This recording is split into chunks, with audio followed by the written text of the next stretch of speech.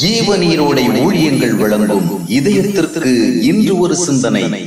ஐக்கியம் எழுந்தால் யோவாஸ் என்ற யூதாவின் ராஜா தன்னுடைய அரசாட்சியின் முதல் பகுதியில் தேவனுக்கு பிரியமானதை செய்து அவரால் மிகுதியாக ஆசீர்வதிக்கப்பட்டவன். ஆனால் ஒரு நாள் சீரிய நாட்டை சேர்ந்த ஒரு சிறு படைப்பிரிவு அவனுக்கு எதிராக வந்தது. அதனை அவனால் எளிதாக வென்றிருக்க முடியும், ஆனால் அவனால் முடியவில்லை.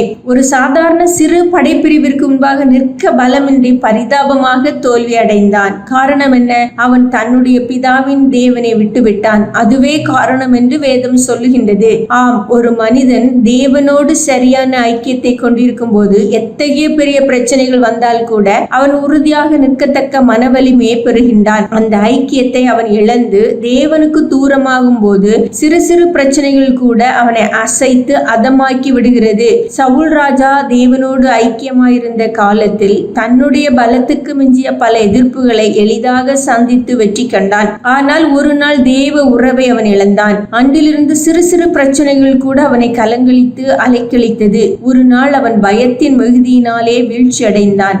ஆம், நம்முடைய வாழ்க்கையில் தேவனோடு நம்முடைய ஐக்கியம் உறுதியாக இருந்தால் எவ்வளவு பிரச்சனை புயல்கள் வந்தாலும் நாம் அசையாமல் இருக்க இயலும். எனவேதான் சங்கீதக்காரனாகிய தாவீது, கர்த்தரை எப்பொழுதும் எனக்கு முன்பாக வைத்திருக்கிறேன், எனவே நான் அசைக்கப்படுவதில்லை என்று கூறுகிறான். ஆசா ராஜாவின் ஆட்சி கால துவக்கத்தில் தனக்கு எதிராக வந்த எத்தியோப்பியனாகிய சேராவின் 10 லட்சம் பேர் கொண்ட வலிமையான படையை எளிதாக வென்றான். அது அவனது படை வலிமையால் அல்ல, அவன் தேவனோடு நல்லுறவு கொண்டு அவரையே சார்ந்து செயல்பட்டதால் தேவ கிருபை அவனுக்கு பெரிய வெற்றியை கொடுத்தது.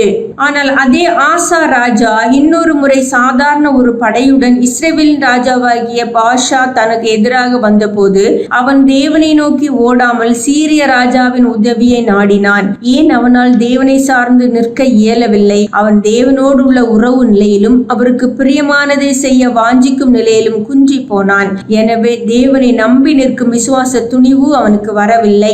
சிந்தனைக்கு, பாவம் தேவ அன்பை தடுப்பதில்லை, நம்மைத்தான் அதனை ருசிக்க விடாமல் தடுக்கிறது.